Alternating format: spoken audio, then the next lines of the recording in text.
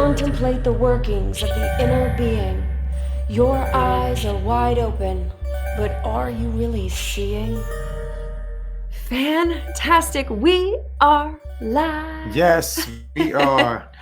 Hey, y'all. What up? Thank you so much for joining us. My name is Ta. My name is Cole. We are Ta Cole, Cole, and this is Mentor in the Mirror podcast. And we are streaming it these last week and for another week at least every day to bring you other perspectives into your mind space to consider, because there is so much being pumped and fueled into your conscious and subconscious, and it's a powerful time to bring presence. So we are excited to bring someone that we just got to experience and learn his perspective 3 weeks ago. When was Apeiron? 3 weeks at the Apeiron Zoe Conference for Human Optimization and Performance, and we're excited to share him with you. This is Dr. Mario Martinez, and we're just going to go.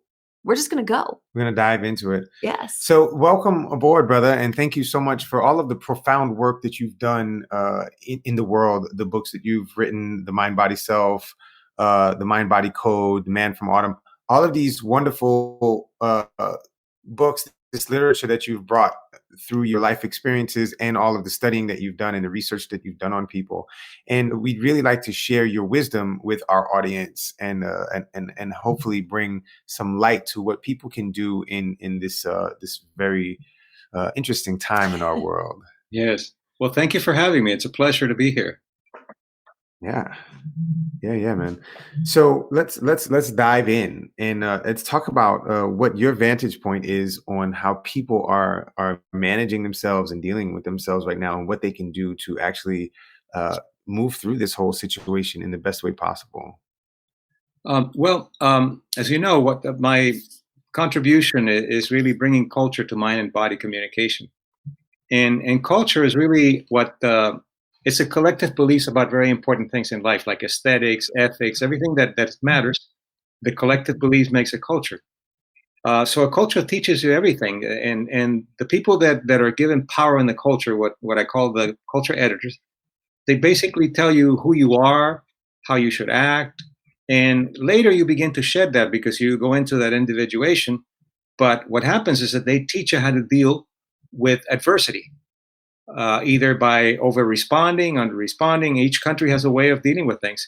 So, for example, what's happening now is that the culture editors, the doctors, people that are power within the healthcare, are telling you all these things that you should listen to, that you have to be careful and that you have to take precautions. But what's happening is that and the media, the way that it's being presented, creates panic. And panic is the worst thing you can do because that suppresses immune function. And if you have the virus, it makes it worse. And if you don't, it makes you more susceptible. So panic has no place here. But our cultures teach us sometimes that we have to be on alarm. And the news sells when they get dramatic and they get bizarre sometimes, because that's how they sell. So getting back to what we can do is that we can actually begin to look at what can you do when you're changing your environments. For example, you have an environment where you go to work, the people that go out and work outside, you have rituals that you created. And those rituals have a sort of expectations, what you're going to do in the morning and all that. All of a sudden, you're into the cave. You're put into a cave. You go back home and you're quarantined. And then what happens is in general, people try to function the same way as if they were outside. So they get bored and they go to the news and they do things external. And what the news does is it makes it worse for you. So one of the things that we can do is that we, as Homo sapiens, we've been around for almost 200,000 years. And we come from caves and we come from forests. So in our DNA, we have a lot of information on how to be creative in small places, family and things that are important. And those things are what actually enhance the immune function. Because remember, in the period that we've been around, the immune system has done trial and error to see what works and see what doesn't work. And that's what I call the causes of health. And I learned that from centenarians, people who are over 100, who are healthy all over the world. And it's not genetics. Genetics only 20%. So the idea is to learn how to function like they do and to begin to then make new rituals. So, for example, people used to eat around the fire. Well, you can't have a fire in the middle of. You can have a fireplace, but you can certainly have candles when you eat. And candles and fire in our DNA have a calming effect because of hundreds of thousands of years of epigenetic transfer. That fire is good; it protects. That's one thing we can do, and those things are immune enhancers. Eating with family, with candles in a relaxed way. That's what we were made to be. Not only do you have a good digestion, but you have a good immunity by doing that. So that's just one of the beginning of the many things you can do. So in our experience with people that we've worked with, I feel like on a more common knowledge at this current time anyway, people are starting to talk about being trauma informed and how trauma impacts how someone performs in the world, right? What few are doing is what you go into a lot of detail about, is how it's not just what happened to you or what didn't happen to you.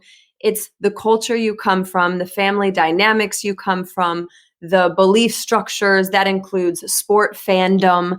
That includes, what is appropriate or inappropriate according to behaviors, how you walk, how you talk. I mean, there's so many levels that how we're reacting comes from movies. It comes from like very little of what we are perceiving is of our own determination until we become consciously aware.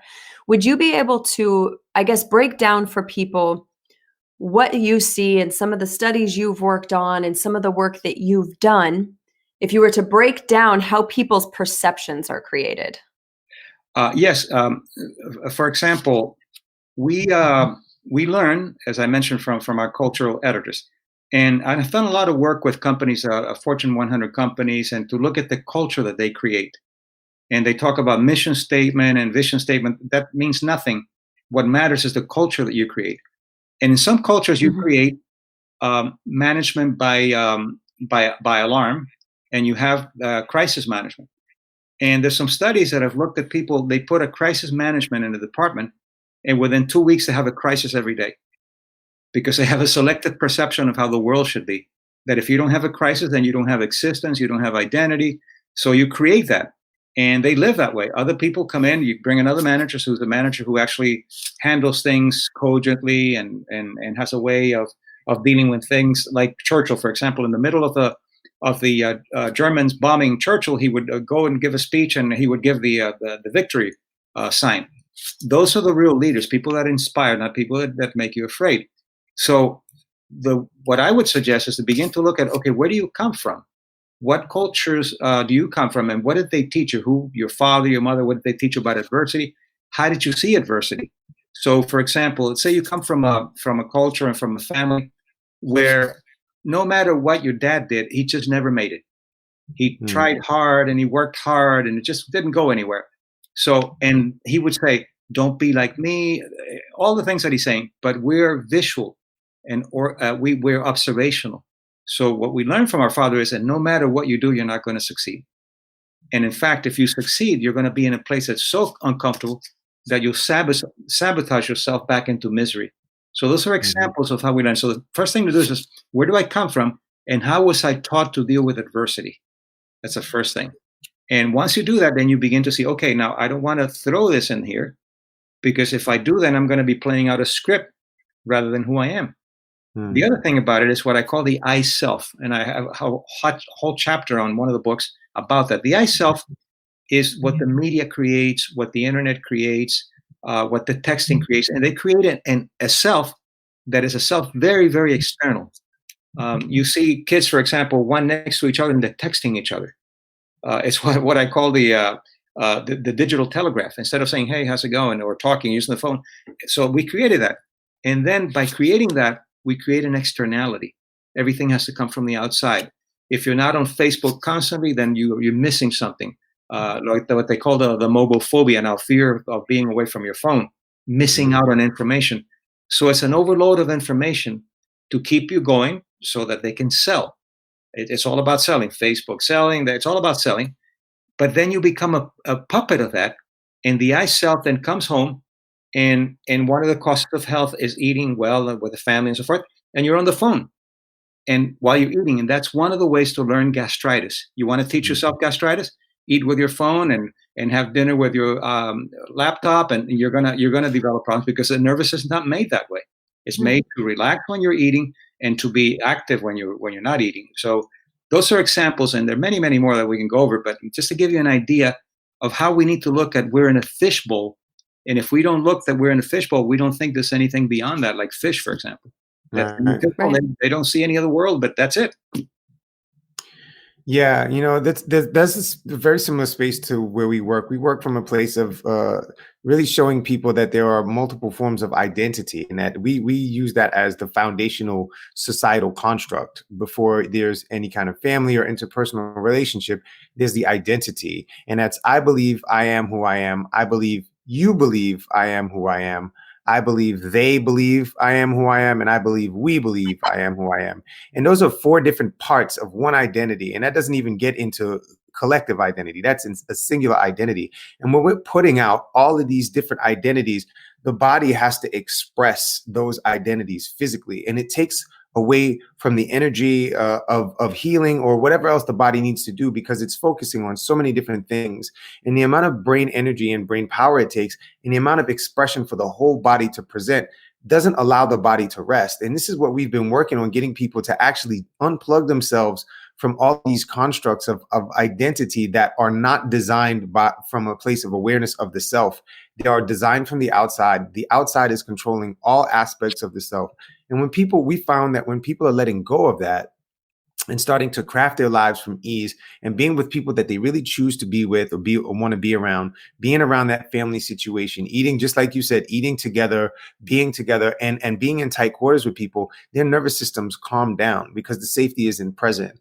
And it's been miraculous to watch that identity that has been crafted for people melt away and then move into a space where their bodies are really foundationally strong to be able to manage anything that comes to them. Yeah, that's right. Yes. Yeah. Yeah, man. I mean, so when we saw you at Apeiron, it was so awesome to sit and watch you speak about all of the things that you spoke on, and it just resonated and sat so well with us, man. And tell us about the panic is the coronavirus's best friend article that you put out, and we've shared that in the comments, and we're gonna put it in the notes. Put it again, just we're gonna put it in the notes on the podcast. Can you tell us a little bit about that? Give people a little preempt so that we can actually direct them to that article that has had over 40,000 reads, I believe. Yes.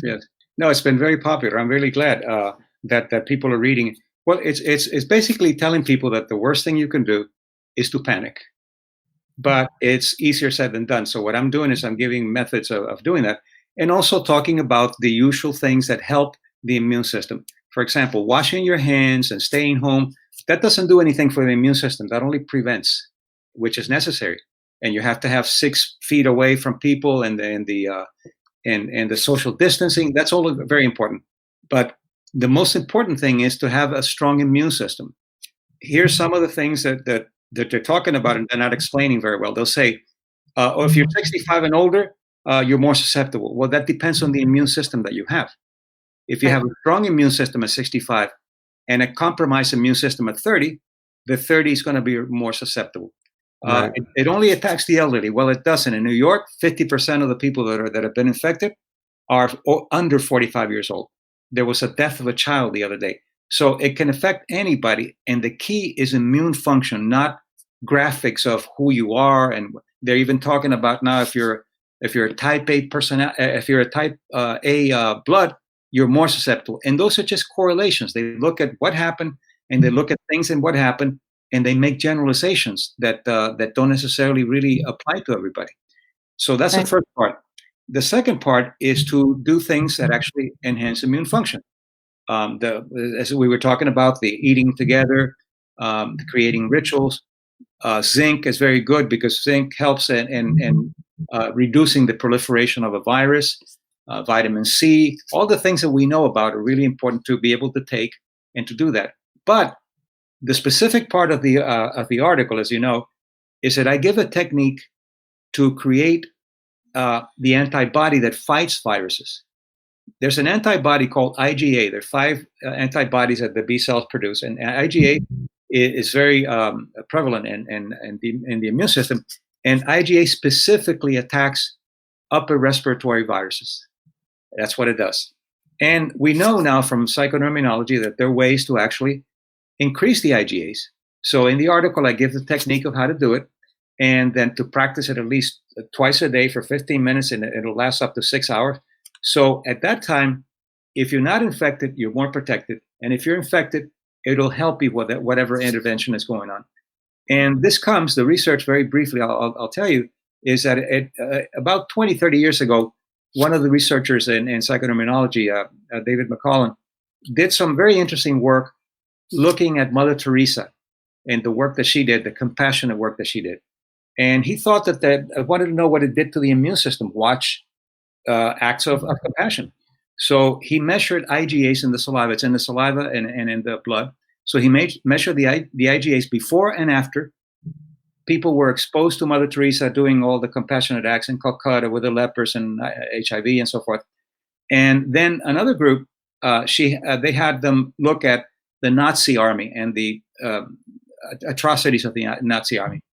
They later, when they finished, they found that the IgAs of the people that were watching Mother Teresa were significantly higher. So you're getting upper respiratory protection right there. The people that watched the Nazi army, IgAs dropped significantly, which tells you don't want to watch television when you're eating and you don't want to watch negative things. But the interesting thing about it was that they asked then people that saw Mother Teresa, how would you rate her as a compassionate person? And some people say 10, some people say, oh, she's just a religious zealot. Independent of how they rated her, all of their IgAs went up. So the immune system was looking at the compassion aspect rather than your satisfaction with Mother Teresa. Yeah, many other studies have been done after that. Yeah, I mean, listen, man, I can probably relate to that.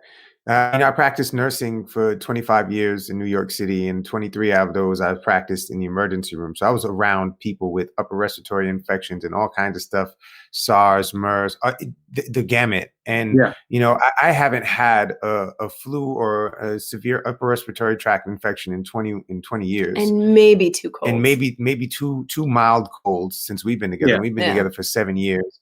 And, I know my level of compassion is crazy. Cole always tells me that I love people like nobody that she's ever seen. I have a tremendous amount of compassion and consideration and love for people. And the acts that I put out all the time are, I would say, are very compassionate. So I would say that's one of the things that has probably boosted my immune system for the years that I've been working. The other nurses used to get very mad at me because of the time that I took with homeless people and the time that I took with people who were, down on their luck and inconvenient. Yeah. And these other nurses were always sick, man. Like the doctors were always sick, and I would walk through the ER with no issues. And this is something that's been going on with me for a long time. So this. When I read this, I mean, when you spoke about this at Apeiron, man, I was like, this is so spot on. My whole body was lit up with goosebumps because it just felt so resonant. These are the things you were doing. Yes. Yeah. And it just, so I really appreciate you bringing this stuff to light because, I do a lot of research on the human body, the human psyche, and getting into all the ologies, the connection of the whole self. The whole self, not breaking us, compartmentalizing us, but looking at the whole self. And when I see somebody come up with something like that resonates with me so wonderfully, I can actually move that into the work that I do with other people. So, man, sure, you can incorporate it. Yeah, man. So this work, there's some recent research that shows that you can actually do it better. You can actually get the IgAs up faster and greater by doing the technique that I talk about in the article, which is that you do the technique and then you, in your mind, you go back to times when you have been compassionate, when someone has been compassionate with you, when you observe compassion, and it actually works better than just watching the Mother Teresa. So it's really very inspiring in that sense because you can do it yourself.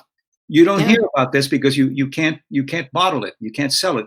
It's free. It's your body, it's your own psychoneuroimmunology. But the good thing about it is that it can be tried by anyone. And not only does it do that, but it also relaxes you significantly when you do the technique, and it takes you away from panic. It's an anti-panic method also. So it's really very powerful. The other thing about it too that's really helpful is that, I don't know if I talked about this at a Payron, but there's another, and these are very recent studies too. Another study that looked at Aristotle said that that hedonic life was not enough. Just pleasure for the sake of pleasure was not enough. And he thought that what he called eudaimonic, which is pleasure with meaning and service, were better. So this went on, and they argued about this for 3,000 years. So there's a study now that looked at what's called CTRA, which is a set of 21 genes in the immune cells that actually fight the adversity by antibodies, antiviral, and inflammation. So they measured people psychologically to see who was mostly hedonic.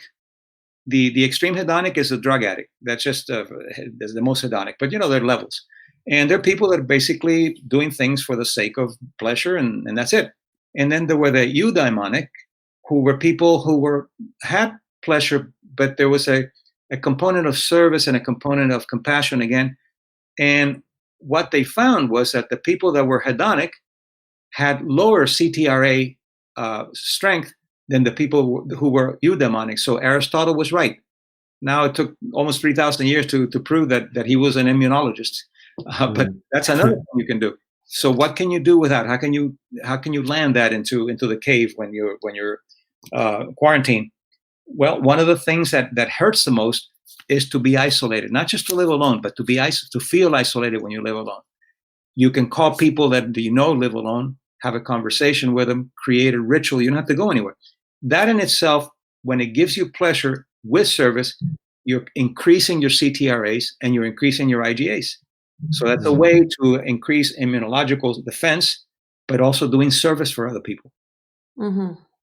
Yeah, and I think that part of what I really appreciate with your article, with the approach, is the fear-based reactive decision-making people are doing isn't fortifying what the real issue is here, and that is that systemically and globally, people are not well. Their immune systems are not fortified. They're not supported in the first place. Right. And so we're putting a lot of focus on, we need to find a vaccine. We need to find the cure. We need to, I think that isolation is important while we figure out what's going on and who's important. And very little talk is amongst all that noise because of what you said with marketing, because of the way that fear spreads versus education or anything positive. What isn't happening is a lot of sharing of how, or the most impactful thing that we can do is fortify our immune systems by whatever means possible. Mindset, understanding, breath, what you have in the article. And I appreciate that a lot because it's something that few are talking about outside of our circle. If people we talk about this all the time. You're right, because things that are necessary but not sufficient. They're doing external things. We know that the U.S., with all the great science that we have and the great medicine we have, compared to other countries, has a very weak immune system because of the overuse of the medications that are given that are not necessary at the time. You get a lot of antibiotics, an extreme overuse of antibiotics, where in other countries they do. For example, the French, you go to a doctor and they'll look at things and they'll give you whatever they need to give you, but at the same time they'll say, okay, let's look at what the terrain will do with this, the terrain, the idea. And all of that comes from Pasteur, who was the one who discovered that germs actually cause disease. And Pasteur said on his deathbed, he said, the most important thing is the terrain, not the organisms, the terrain. Because there are people walking around and the virus will affect them, will not affect them. They get it, they fight it. So I guess we don't want to be cavalier about it, but we want to see, what is it that's causing this to us? Why is it that other countries don't get it as much? And why do we have this obsession with the medication, the over-medicating people? People, for example, they lost a partner or a mother. Well, immediately they have to go on antidepressant. The body was made to mourn and to go through a process, but they give you an antidepressant immediately because you're not supposed to have that. And the other thing about it, with what you were saying, is that we have a society that has taught us to respond only when there's an alarm or when there's fear. So you have to have fear to wake you up, rather than be aware, like you were saying earlier, that you look at what's going on outside and you pay attention to it. What they do is they say, look, you got to be careful. You just be cautious about what's going on. They don't pay attention. They say, be careful because you're going to die. Then they pay attention, but the nocebo effect, the negative effect that it has, works against what you're trying to do, which is you don't want to create immune deficiency, and that's what we're doing to a certain degree. Right. Yeah. Yeah, I think a lot of what's going on with our sick care system and the wellness industry, there is no money in people being well, and the drive behind a lot of this stuff is in the culture of shame. And Yeah. the idea that something is wrong with you and something will be wrong with you, and this drives the nervous system up into panic all the time, and people are in some semblance of panic or sympathetic nervous system activation all the time, and it causes people to be in a space where they feel that they need medication, and that medication, these medications that we were pumping into people. This is one of the reasons I had to leave nursing, is because I was giving people medication that I knew they didn't need. I was giving people medication that I know was making things worse, that was not fortifying them as human beings, that was causing them to just be addicted to the idea that something was wrong with them. And this is something that we work with deeply with people, is getting them to see that there's nothing wrong with them. They can fortify their bodies. They can fortify their culture, their lifestyle. They can fortify each other by just knowing about the self. And deconstructing the shame devices. Deconstructing the shame device, which Yeah. causes, shame causes people to hide, and that's dishonesty and it doesn't have to be lying. It's an inauthentic expression of the self, or a blockage of the expression of the self completely. And when people are hiding, they become very lonely. And when people are lonely, they can be in a crowd full of people and still be lonely. And Yeah. that loneliness causes stress on the body. It causes distress. It causes dysfunctional behavior. And that dysfunctional behavior ends up in the degradation of the physicality of the human organism. And it's a very complicated system for each individual person, but we can all deconstruct this stuff and really start to move in a space where the self-esteem is boosted all the time, and we uplift one another. And I think that's why that compassion aspect that you put in your article drives home so hard for me, man. It's because that compassionate aspect of caring for each other, for being that tribe, for being that culture of people who activate together, drives our serotonin up. And that's the way the connection is in that serotonin space, the oxytocin space. And it's not the hedonistic dopamine space, right? It's the serotonin space. And this is where all of the wonderful things start to happen. The IgA comes up. Your whole immune system is on fire because your body is resting and it's able to repair itself. And I think that when we move into this new paradigm of humanity that I'm hoping we move into, it comes from a space of awareness, man. And the bringing the things that you bring to the table with the article that you wrote, with your books, and just with you doing talks and your presence, man. I think that it's such a gift to the world, man. And I wanted to ask you, what got you started with all of this stuff? Okay, I'll tell you, but first, I'm glad you brought up shame. Yeah, I would love for you to expand on shame. Shame causes inflammation. Yep. Shame, when a person is shamed, the immune system, since it's a biosymbolic immune system, because we have a cultural brain, the immune system begins to secrete interleukins 2, tumor necrosis factor, molecules that actually cause inflammation. And as you know, inflammation is related to anything from cancer to depression. So right there, what you're doing is you're creating an underimmunity, a hypoimmunity, by shaming people. And it happens, it's been shown in psychoimmunology for years and years that it actually causes inflammation by the molecules that are secreted. So the immune system responds to the culture because we have a cultural brain. So what brought me to this, like any good science, frustration. We got out of nursing, and I was trained as a neuropsychologist, and I knew a lot about the pathology of the brain. And I would even get excited. I found an accident of the brain here in the brain, and then this is the effect that it's going to have, and this is an aphasia, and this is this, and this and that. I thought, well, I got really depressed about it and disillusioned, because we were just looking at what doesn't work. Then I moved on into what happens then with a brain that works, and that's the cultural neuroscience. And I was fortunate enough to have George Solomon as my mentor, who created psychoneuroimmunology. He called it psychoimmunology at first. And he also was upset with the system. And he said, I don't believe that just having the rheumatoid factor is enough to have rheumatoid arthritis. And he found that there were psychological components that affected the factor. And some people have the factor and they don't have rheumatoid arthritis. So that was the beginning of psychoneuroimmunology. So it's basically out of frustration, out of seeing that what I was doing was working with people who were sick, but not doing anything with people who were healthy and enhancing those horizons of health. Yeah, this is, I mean, there's a lot of what led us to these understandings was self-exploration. You know, by the time I was 26, I had endometriosis and fibromyalgia and arthritis in my right knee. Just like I had had lots of accidents, lots of whatever, but by 26, I was in a lot of pain. And these diagnoses, these conditions, I started to wear as a part of my identity. And when I first made dietary lifestyle changes after putting on 45-ish pounds and being so inflamed, and it was partially from a diet of, energy drinks, Ambien, and alcohol, the standard American diet for many. And what I realized through that process after changing my diet, of course, inflammation from food and alcohol was significant, right? And all that sugar. That maybe took 65% of my symptoms away. And I thought, great, if I can maintain this, this is great. Like I can actually live my life this way. The thing is, the other 35% I found through my own work and working with different curanderos and ayahuasqueros and facilitators of psychedelic experiences was that other 35% of pain was coming from the deep self-loathing that I had for myself on a molecular level.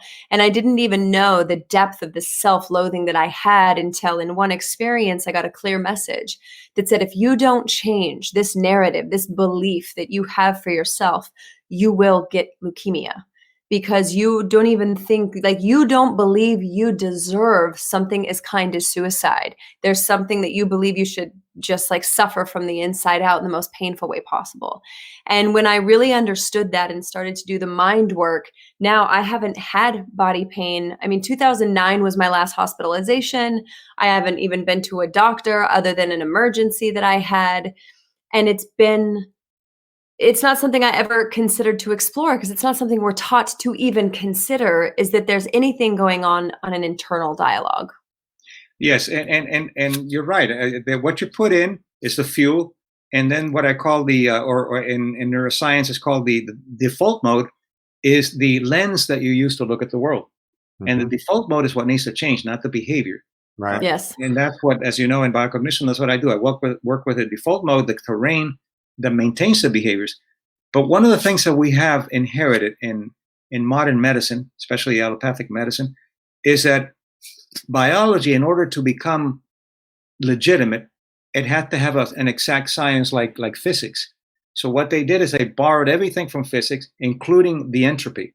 And in physics, when you look at things that are not alive, that are not self-organizing, self-reproducing systems, entropy works from order to disorder. Right. So as you grow older, you get worse. If you get sick, and you get worse, and if you do something, you get worse because it's the entropy that's built into the system. Self-organizing systems like we are, and self-generating systems are closed systems in the sense that no matter what's going on outside, you're gonna create a liver, and you're gonna reproduce that liver. No matter what's going on outside, you can affect the liver, but the what's called the internal horizons of that person is not going to change. Right. So in order for us to have a better paradigm to understand living systems, I think we need to use complexity. And the entropy of complexity is that you go from simple to complex. So if you're 40, you're more complex than if you're 20, rather than more deteriorated than if you're 20. Right. And that's what I see in centenarians that I studied. As you know, the healthy centenarians, there is some wear and tear, but it's minimal compared to the wear and tear that you do with the archetypal wounds that I call that you were talking about, of the unworthiness that you have. And that was taught by culture editors. So you go back who they are, and there's some techniques, as you know, in the book, and then you clean that up, but you have to find out how you were wounded. Fibromyalgia is a learned illness. It's learned.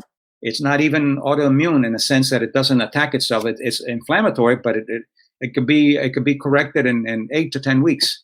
Yes. With the right work without any medication. Yeah, mine was never any medication. And the shifts that I made, the dietary, I went on an extreme elimination diet to really cleanse my system and everything. Within 45 days, I had lost like almost 30 pounds because I cut out all alcohol and sugars and caffeine and really started to reset my system. And then I just stayed in a very clean eating diet, and the majority of my pain was gone. Within weeks, it was noticeable. By the end of 45 days, I felt like a different person. And it was also your mindset. Oh, for sure. Sure, yeah. For sure. Whatever you let in. But with fibromyalgia, one of the problems is that you have a difficulty. Your sleep is very light sleep, because at some point it had to function. You had to have light sleep at some function before, but then it doesn't have a function anymore. So you don't create the human growth hormones. When you don't sleep well, you have your pain receptors that are activated, and you get depressed, of course, because you're hurting. And then you're treated as a fragmented person. You're given something to get into delta sleep. You're given something for the pain. You're given something for the depression, and nothing to deal with the terrain that causes and maintains the fibromyalgia. I've worked with many, many, many cases of fibromyalgia, and I couldn't find one that didn't have some shaming component in it. Yeah, man. That environment is so important. The internal and the external environment is important for what you call the terrain. I mean, that if shame doesn't have a place to proliferate, it will not proliferate. That's right. We create this environment of shame in our entire being, our entire physical being. This shame complex. It's just like viruses. If a virus gets in and it has an ideal terrain to proliferate, it will, and shame will proliferate. These are structures, these are constructs that proliferate, and they affect the body just like anything else. And these are the things that we're looking to really expose to people and show them that all of these things work in a very similar fashion. If your terrain is in a space where it is fortified with not just food, not just oxygen and clean water, but also really awesome thought processes, self-esteem. I believe esteem is the fuel for your identity, and what are you pumping into your identity? What are you pumping into your soul? Is it fueled by shame, or is it fueled by compassion, consideration, and self-love? And when all of these things come together and we start to see the organism as a whole, the whole organism can take care of itself. It doesn't have to be susceptible to all of these outside things. That's correct. So, exactly. Yeah. And the about self-esteem, if you want me to, I'll talk a little bit about that. Yes, please. Because it has to do with the culture. Cultures are basically either individualist, like the Western world, like United States, UK, Australia. But cultures are not just the same all across. The Asian cultures are more collectivist. The individual is not as important as the relationship with the individual and his or her world and their family.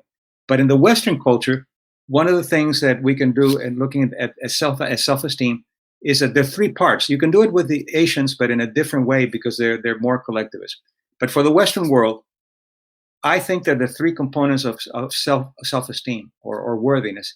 The first is what I call the valuation self-esteem. And it comes to answering the question that you were asking about whether you feel you're worthy of something. Valuation self-esteem is basically how worthy do you feel to accept good things without getting sick or sabotaging. Right. That's the first part. The second one is competence. How good are you at what you do? As a doctor, as a nurse, as a whatever, how good are you? And the third, which nobody talks about, is affiliation self-esteem. Who are the quality people that you're willing to share your good fortune with? Those are really important. And it's very easy because, as you know, I take things very complex and make them very easy and applicable. To bring them up or bring them down. To bring up the valuation self-esteem, you have to keep self-caring commitments. If you keep them, it goes up. If you break them, it goes down. It's that simple. If you have a friend who constantly breaks commitments with you, the valuation of that person is going to go down. Well, that's what we do to ourselves. So commitments of self-caring. Somebody says, Hey, let's go shopping. No, look, I'm going to stay home and just relax and do a little meditation. No, do it later. Do it later. No, come on. And cultures only respond to sickness or victimhood. If you say you want to do something for yourself, do it some other time. But if you say you have a headache, oh, I'm so sorry. Can I do anything for you? So the body listens and then uses sickness as a way of that's the first one. The second one, competence, it's easier because competence requires new learning. If you're a nurse, you want to learn more nursing. If I'm a psychologist, I want to learn more psychology, or whatever it is that you learn more, because the brain is made to learn, not just to stagnate. People who retire and go into to watch the sunset and do nothing, they live 4 to 5 years, so they get sick on the first year. Yep. No process, no novelty learning. It goes up when you have new learning. It goes down when you stagnate with what you have. And the third has to do with the quality of people that you bring into your life to create that subculture of wellness that you had talked about earlier. And you don't need a lot of quantity people. You need quality people, just a few that your subculture that creates that tribe that allows you to come up and say, I was thinking that I want to go back to school. Why would you want to go back to school? Look, why don't you save for your retirement? You don't need that kind of person. And then you find practitioners and people that actually think that way too. Doctors that think that way. Because in any profession, especially in medicine, you have the technicians and you have the what I call the scientists. The technicians only believe what they can measure. If you say, no, I'm sorry, that's what it is, you're going to live six months. The scientist has an open mind for, okay, let's make this an empirical question. Let's see what happens. There was a psychiatrist that I worked with in Uruguay when I was living there, and he was working quite a bit with fibromyalgia. And I said, look, what you're doing is okay, but it's not going to cure it. He said, well, show me. And he was open, and he's using that method now with fibromyalgia. He gets rid of it in 2 months. So you want to have a scientist, a person who's open. You don't want a technician. Technicians just measure things and everything. There's a technician and there's a scientist. So those are things that can be done. But and this is why, for example, people will ask, how is it that somebody who is so good at what he does or she does, and this person runs a multi-billion-dollar company and gets home and gets beat up emotionally by the partner, because this person has very high confidence self-esteem, but very low valuation self-esteem. So once you do that, you can begin to see, okay, where am I deficient and what do I need to work on? And I would love to take a step back to something else that you said, to elaborate a little bit further with what you were saying you were talking, and now I just lost it. You were talking about it at Apeiron, and it stood out to me so profoundly. Let's see, what was in the first step? You said before competency is valuation. Evaluation. And what were the parts of that? Because that's where I heard, that's what triggered the memory. The valuation self-esteem? Well, it has to do with and this is a way that really I've never heard anybody explain it to us, but I really think it works this way with the work that I've done and from other, extrapolating from other work, is that valuation self-esteem is the level that you allow for good fortune to come in or good things to come in without getting sick, without sabotaging it, without. That's what it was. Like, for example, if something's going well, the default mode will say, what's missing here? And what's missing is this is too good to be true, so let me blow it away. Or the getting sick to get out of things, right? Like you had talked about, if you don't want to do something, don't say I have a headache, or you're going to teach your body to create a headache anytime you're in a situation you don't want to be in. That's right. Very important. And if, for example, let's say you have a headache and somebody says, do you want to do such and such? No, I don't. How are you doing? I'm doing fine, because your headache is a microcosm of who you are. Your legs aren't hurting. Your heart's not hurting. So when you say, I'm fine, you're not lying. You're just going to the part that's working. And in illnesses, I think we all know about the secondary gains, but that's only part of it. The secondary gains are saying and people don't need to blame themselves. This is a subconscious process that's learned and takes quite a while in learning it.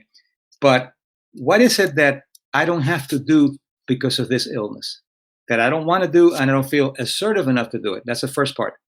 The other part that's more subtle is, what is it that I don't have to do that I don't feel worthy of? That's a really important one too. And you have to look at those two if you want to heal, whether you're using allopathic medicine or alternative or an integrative, whatever. You have to look at those two things, because if not, the terrain will go back to the old ways. You cure this, then you still don't have the assertiveness so you go back and I've had people who actually have chosen to die. I've had a patient who was having some serious autoimmune problems, and she just didn't know how to say no. Her daughter and her son-in-law were abusing her by having to babysit 5 days a week, and she had no life. As she started setting limits, which the first thing in healing requires setting limits. Number one, I set the boundaries, I set the limits, and I give people permission to not like it, which is so important. So she starts setting the limits, and she starts getting better. The symptoms get better. But then the daughter and the husband shamed her back into the place.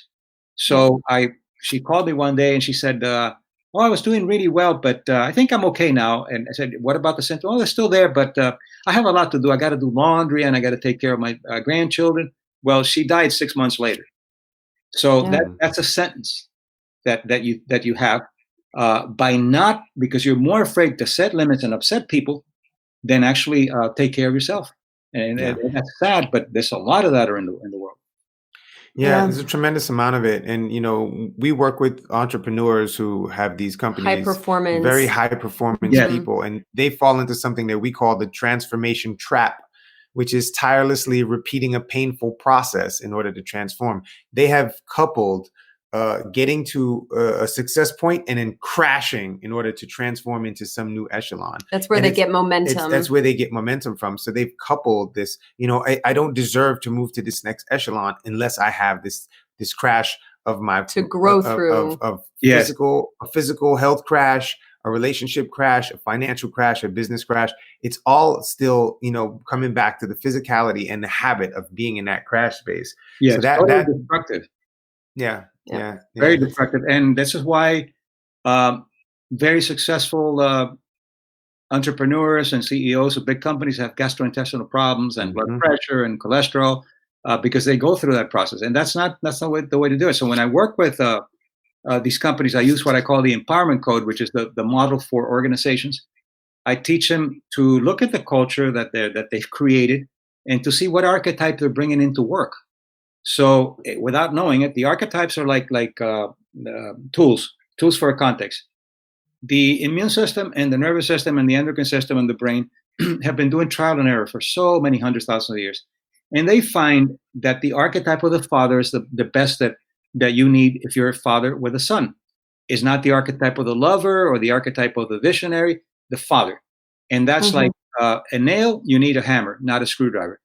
And the system begins to break down when you're not in the archetypal contextual coherence. Right. So the first thing that I look into is what are you bringing in and what are you not letting go of? And for a CEO, you have to be a visionary. But you don't go home to your partner to be a visionary or to your children. Just by learning to shift archetypes, 50 to 60% of the problems subside. And then you have something else that you can do with it. Do you empower or you disempower people? Right. But that's an example. And one of the things you can ask your clients is, what archetype are you overdoing? And the archetype it's called archetype because these are ways of being that you can see at every culture. You have a father in every culture, a mother in every culture, but the culture will flavor how the father needs to be. And what archetype are you overdoing and what archetype are you underdoing? And one of the things that I had to do, I was working for a neuropsychiatric hospital, and I was in the healer doctor archetype, and I was going home and I wanted to heal and I wanted to teach, and it didn't work. So one of the things that I did, which is a really simple technique, is that you realize that you have to be a father at home. Okay. So you can't just say, okay, I'm going to be a father at home. You have to create new neural maps. That takes a while. So the way that I did it is I would go to the car, my parking lot, when I was getting ready to go home. I would turn on the ignition, and the sound of the ignition was my key to move archetypes from healer or doctor or whatever that I needed to be in a hospital to father. And I drove for 45 minutes home, and I had 45 minutes to create fatherhood. When I got home, I was a father. Nice. And Love it. that made a tremendous difference in what I was doing. And you'll find that people, when you teach them what archetypes are, they'll tell you immediately, oh, I'm overusing this one, or I'm underusing that one. And teaching them to do that, tremendous power when you do that. Love it. Yeah, this is like a beautiful affirmation of something that we've been actively working on the last year or so, which is working with 3 archetypes of animals as they relate to what the animals' characteristics are. We've spent a lot of time in Peru, and so with the snake, the puma, and the condor, as it relates to, because we work in transformation pretty specifically, and getting people into a empowered transformation versus the transformation trap, which is the crash, the addiction to the crash and the adrenaline of a crash, and then, all of that. And so with the snake, puma, condor, the snake is when people first wake up to the fact they were in all these conditionings they were ascribed to that don't fit. They start shedding that skin. So this is more of like the awakening evolution processes, the 3 stages that we see. And that's a lot of, in hearing what you're saying with archetypes, it's like perfectly positioning the thought processes we've been had and helping people to identify. We call them the energies of evolution. Where are you operating from? Are you in the puma energy that's beautiful when it's healthy, that it's got the focus and the drive and the hunt? But that energy does not function everywhere. It doesn't function in every area, in every circumstance. And it's being attuned to the fact that you're in an archetype and deciding what archetype you want to be showing up as in different areas of your life, because they require different things. Yes, very much. And that's what a narrative medicine, that's what Native Americans use, and natives of every using the narrative medicine, which is very compatible with biocognition. In fact, there's a master's program now at Columbia on narrative medicine. So they're taking it seriously. Amazing. But yeah, it's the same thing. It's teaching people tools that they can relate to immediately, whether it's the puma or so they can see how they're in. And when you say that, since these archetypes have been there since the beginning of time, they identify with them immediately. You don't have to teach them a lot. They get it immediately when you talk to them this way. It changed how we related to our clients. We could do a 2-minute description, but because of people's already understanding of a snake, a puma, and then a condor, once they recognize a condor, not everyone knows it in North America. Sure. But the difference in how they could relate to what we were saying completely changed. It didn't matter how deep we went into anything. That simple symbolism gave them far more clarity. Yeah, the narrative. That's exactly right.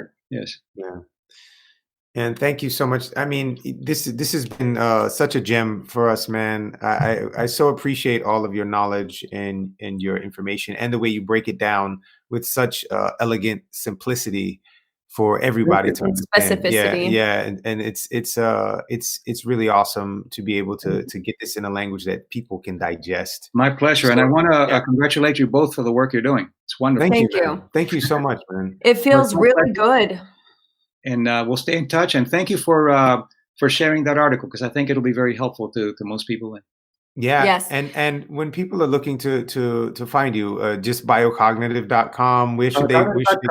And if they want to go to Facebook, I have a lot of free information there, videos and so forth. Just facebook.com, then / mind, body, culture. That's it. And then they'll find Dr. Mario Martinez. Okay, and YouTube as well, yeah? YouTube as well, yes. Awesome. Thank you so much for helping the world to grow and be connected with the self, man. I thank you so much. Thank you so much for inviting me, and you have a wonderful evening. You too, my man. We will. And for anyone listening or watching the video, we'll put all the links in the show notes, in the comments, for the article, for the website. If you really want to make big changes in your life, this is where it starts. Everything going on with coronavirus right now and COVID-19, and this is your opportunity to look in the environment you're in. Where is it mirroring the internal experience you're having? This is a beautiful mirror, and this is Mentor in the Mirror podcast. So we're all about the self-reflection, and no one will ever know you or be the master of you like you. So we know you love this. Please rate, review, subscribe, share it with a friend. And if you're on Facebook, share it on your page. We love you. My name is Ta. My name is Cole. We are Ta Cole, and this is Mentor in the Mirror. Be free.